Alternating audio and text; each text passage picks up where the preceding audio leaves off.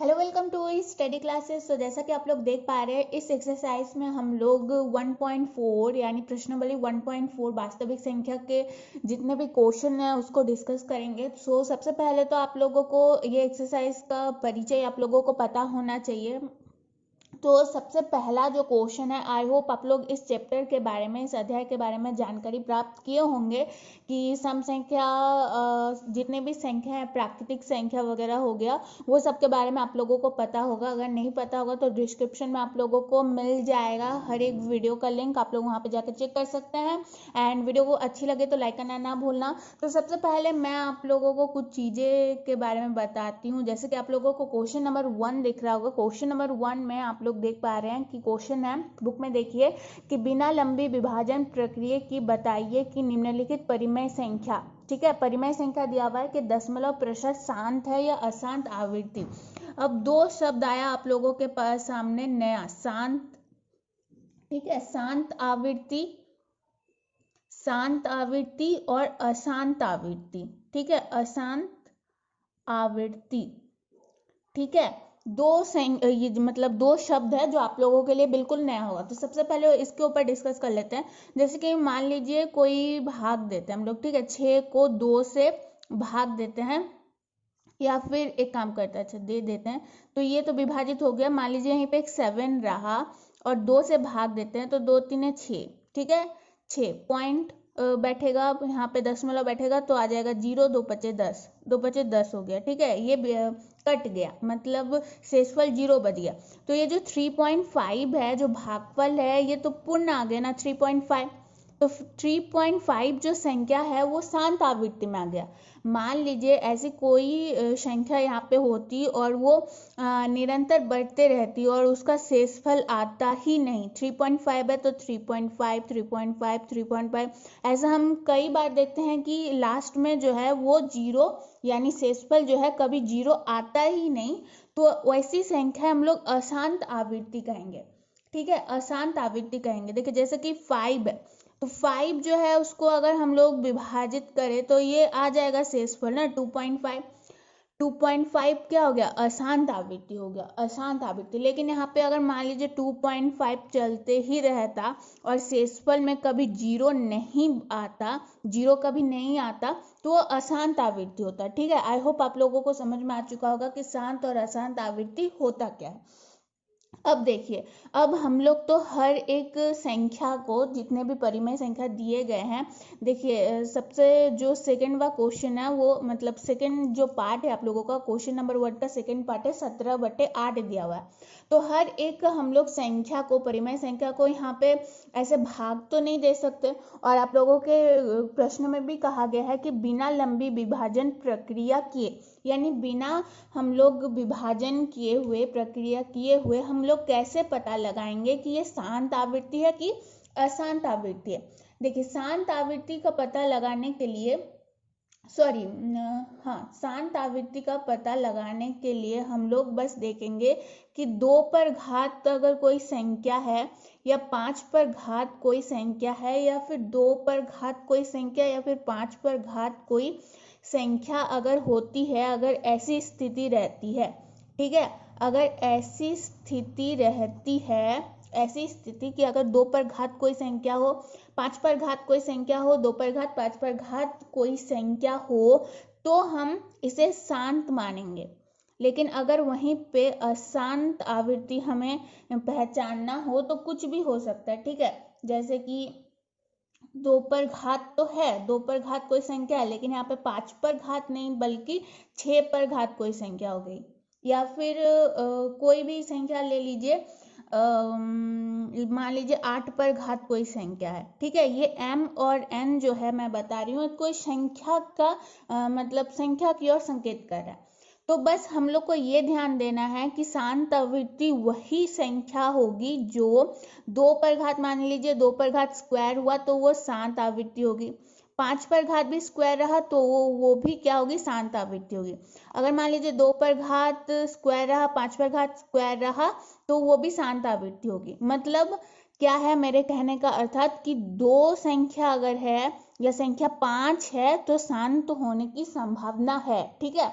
मैं पहले क्वेश्चन को बताती हूँ, एक दो क्वेश्चन मैं आप लोगों के सामने रखती हूँ, तो आप लोगों के सामने जो है वो क्लियर हो जाएगा। सबसे पहला जो क्वेश्चन है, सबसे पहला पार्ट है 13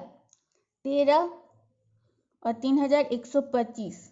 तो जितना है अंश में जो जितना है उतना ही लिखेंगे और हर को हम लोग चेंज करेंगे, हर को। ठीक है, 3125 है तो 3125 को अभाज्य गुणनखंड करते हैं तो सबसे पहले हो जाएगा 5, तो हो जाएगा 625। 625 को फिर 5 से विभाजित करेंगे तो कितना आ जाएगा, 125 आ जाएगा। 125 को 5 से विभाजित करेंगे तो 25 आ जाएगा, फिर 5 से विभाजित करेंगे तो 5। तो 5 इंटू 5 इंटू 5 इंटू 5 को कितना लिख सकते हैं, 5 पर घात 5। और अभी अभी मैंने बताया कि 5 पर घात अगर कोई भी संख्या हो तो वो क्या होगी, शांत होगी।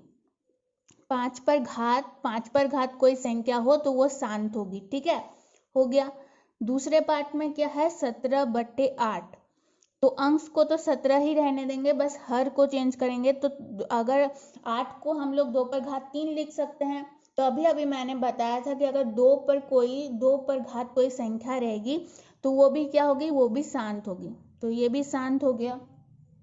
ठीक है, अब चलो मैं अशांत आवृत्ति का कोई उदाहरण लेकर मैं आप लोगों को समझाती हूँ। तीसरा जो होगा वो अशांत आवृत्ति ही होगा, आई थिंक। देखते हैं, तीसरा जो है यहाँ पे 64/455 है। तो अंश में जो है 64 है, 455 को हम लोग करते हैं अभाज्य गुणनखंड 5 से करते हैं। तो 5 नम 45 और 5 के 5 हो गया, और इसको 7 से करेंगे तो 13 हो जाएगा, 13 हो जाएगा। तो 455 को हम लोग क्या लिख सकते हैं, 5 इंटू 7 इंटू 13। तो देखिए यहाँ पे भले ही 5 तो है, लेकिन यहाँ पे 7 और 13 है जो दूसरी संख्या है।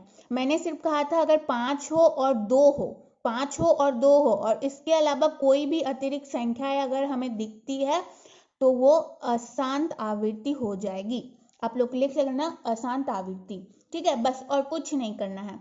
और अगर कुछ हम लोग पार्ट्स ले ले, मान लीजिए हम लोग 6 पार्ट लेते हैं, तो इसमें क्या है, 23 है और है 2 पर घात क्यूब और 5 पर घात स्क्वायर। तो इसमें तो हमें समझ में आ ही रहा है कि 2 पर घात 3 है, 5 पर घात 2 है, तो इसको कुछ करने की जरूरत नहीं है, ये डायरेक्ट हो जाएगा शांत आवृत्ति। बस आप लोगों को ध्यान रखना है कि अंश में 2 और अगर 5 रहे, 2 पर घात कोई भी संख्या रहे और 5 पर घात कोई भी संख्या रहे, हमें फर्क नहीं पड़ता है, बस 2 और 5 होना चाहिए, तब वो शांत आवृत्ति कहलाएगा। और 2 और 5 के अतिरिक्त कोई भी संख्या हुई तो वो अशांत आवृत्ति कहलाएगा। ठीक है, हाँ चलो अब दूसरा पार्ट ले लेते हैं। क्या है इसमें, 129 है ना, 129/2 पर घात 2, 5 पर घात 7 और 7 पर घात 5। देखो यहाँ पे 2 पर घात 2 है, 5 पर घात 7 है, ये इतना तक तो ठीक था, लेकिन 7 पर घात 5 हो गया, तो जिसके कारण ये अशांत आवृत्ति हो जाएगी। ठीक है, और एक पार्ट मैं समझा देती हूँ, कोई भी एक लेके 6 पे घात 15, तो 3 5 15 हो जाएगा। 5 तो है ठीक है, लेकिन 3 आ गया जिसकी वजह से ये अशांत आवृत्ति कहलाएगा। तो इस तरीके से क्वेश्चन नंबर 1 के कुछ पार्ट्स मैंने आप लोगों को समझा दिए। आई होप आप लोगों को समझ में आ चुका होगा।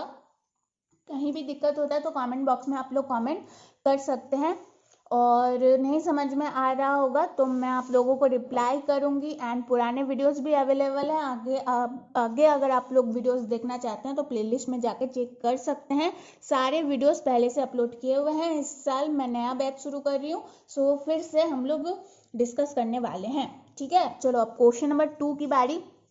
क्वेश्चन नंबर 2 में कहा गया है, ऊपर दिए गए प्रश्नों में उन परिमेय संख्याओं के दशमलव प्रसारों को लिखिए जो शांत है।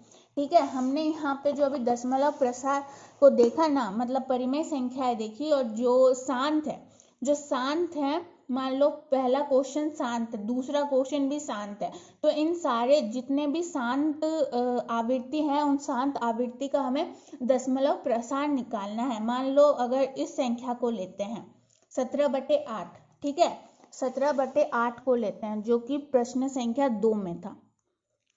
कितना था 17/8 और ये जो था वो शांत आवृत्ति था। शांत आवृत्ति का कहा गया है कि दशमलव प्रसार निकालिए। दशमलव प्रसार कैसे निकलता है देख लो। दशमलव प्रसार हम लोग विभाजित करेंगे, मतलब भाग देंगे, तो जाहिर सी बात है 17 को 8 से भाग देंगे, तो यहाँ पे हो गया 2, तो 16 हो जाएगा, 1 हो जाएगा, दशमलव बैठाएंगे 0, 5 हो जाएगा, 5 हो जाएगा ना, नहीं सॉरी 5 कैसे होगा, 1 हो जाएगा, 8 हो जाएगा, ठीक है। तो 10 से 8 घटाएंगे तो 2, फिर बैठाते हैं 0, तो 8 दूगुनी 16, 16 तो 4 हो गया, और फिर से 0 बैठा देंगे तो 8 पंचे 40, 8 पंचे 40, शेषफल में 0 आ गया ना, तो इसका दशमलव प्रसार क्या हो गया, इसका दशमलव क्या कहा गया था हमें, दशमलव प्रसार, दशमलव प्रसार हमें निकालने के लिए कहा गया था, जो कि कितना हो गया 2.125 हो गया।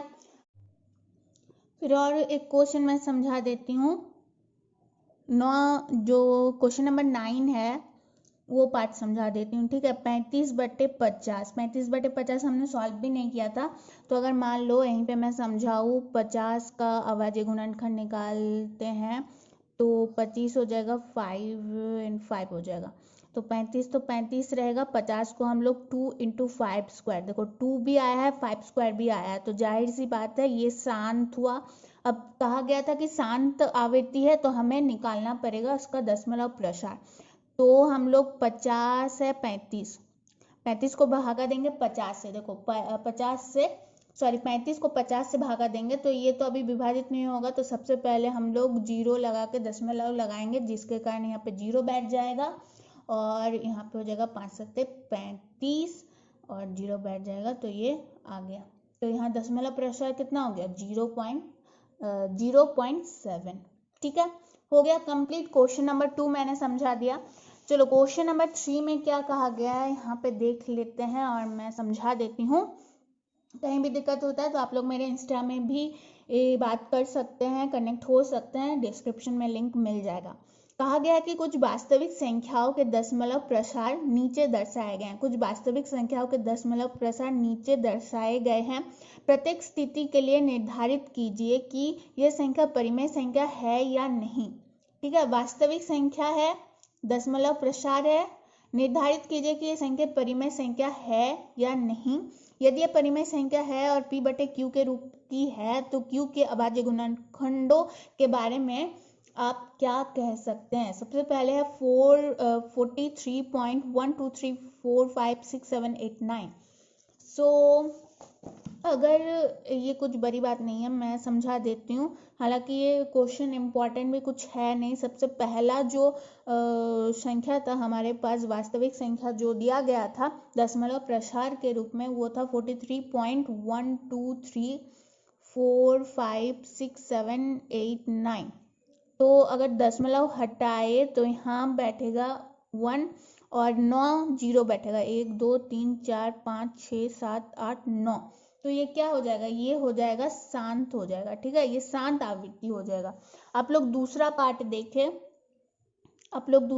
देखें, तो लास्ट में देखिए 2 0 0 0 और पॉइंट है, तो मैंने आप लोगों को पहले ही कहा था कि अगर ऐसी स्थिति रही और शेषफल में कभी 0 ना आए और भागफल बढ़ता ही चला जाए, भागफल का कोई अंत ना हो, तो वो क्या होती है, वो अशांत आवृत्ति होती है, ठीक है। भागफल का कोई अंत ना हो और शेषफल में भी 0 ना आए, वैसी स्थिति अशांत आवृत्ति कहलाती है। तीसरा देख लो, तीसरा है 43, तो इससे हमें जाहिर सी बात समझ में आ ही रहा है कि ये जो दशमलव प्रसार दिया गया है वो शांत होगा, ठीक है, वो शांत होगा। चलो यहीं पे हमारा कंप्लीट होता है एक्सरसाइज 1.4, ठीक है। शांत आवृत्ति अशांत आवृत्ति के मैंने बारे में समझा दिया, फिर से एक बार दोहरा देती हूँ परिभाषा कि अशांत आवृत्ति तब होगी जब भागफल का कोई अंत ना हो। अशांत आवृत्ति तब होगी जब भागफल में इसका कोई अंत ना हो और शेषफल में कभी 0 ना आए। लेकिन शांत आवृत्ति जब शेषफल में 0 आ जाता है और भागफल का अंत हो जाता है। 2.5 3.5, 4.5, कोई भी संख्या रहे, 7.9, 7.9123, बस लास्ट में उसका भागफल पूर्ण रूप से आना चाहिए और शेषफल में 0 आना चाहिए, तो वो शांत आवृत्ति कहलाती है।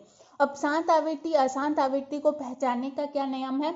जब भी ऐसी स्थिति होगी, 3 स्थिति के बारे में मैंने समझाया कि 2 पर घात कोई संख्या रहे, 5 पर घात कोई संख्या रहे, या फिर दोनों एक साथ रहे, 2 पर घात कोई संख्या रही और 5 पर घात कोई संख्या रही, तो ऐसी 3 स्थिति में शांत आवृत्ति होगा। और हमें ये याद रखना है कि 2 और 5 के अतिरिक्त दूसरी कोई भी संख्या रही, 3, 4, 6, 7, 8, 9, अगर ये सारी संख्याएं रही, यानी 2 और 5 के अतिरिक्त दूसरी कोई संख्या रही, तो वो अशांत आवृत्ति कहलाएगी। ठीक है, क्वेश्चन नंबर 1 को मैंने अंश को चेंज नहीं किया, बल्कि सिर्फ हर को चेंज किया, और हमने देखा कि कैसी स्थिति में है वो। 5 पर घात 5 था, तो मैंने बताया था अगर 5 संख्या रहे तो वो शांत होगी, 2 संख्या रहे शांत होगी। लेकिन यहाँ पे 13 और 7 अलग अलग संख्याएं आ गई। मैंने कहा था कि अगर 2 और 5 के अतिरिक्त दूसरी कोई संख्या उपस्थित होती है तो डायरेक्ट आप लोग आंख बंद करके लिख सकते हो कि वो अशांत आवृत्ति होगी। ठीक है, आज के लिए बस इतना ही। वीडियो अगर अच्छी लगे तो लाइक करना ना भूलना। मिलते हैं नेक्स्ट वीडियो में। अगर आप लोगों को वीडियोस जल्दी चाहिए होगी तो सारे पूरा जो बुक है उसको सॉल्व करके मैंने अपलोड किया हुआ है, पिछले बैच का वीडियो है। इस बार नए से शुरुआत कर रही हूँ मैं। एंड आप लोग मेरे इंस्टा में भी जुड़ सकते हैं, डिस्क्रिप्शन में लिंक मिल जाएगा। वीडियो को लाइक करना मत भूलना, चैनल को सब्सक्राइब करना। बस आज के लिए इतना ही।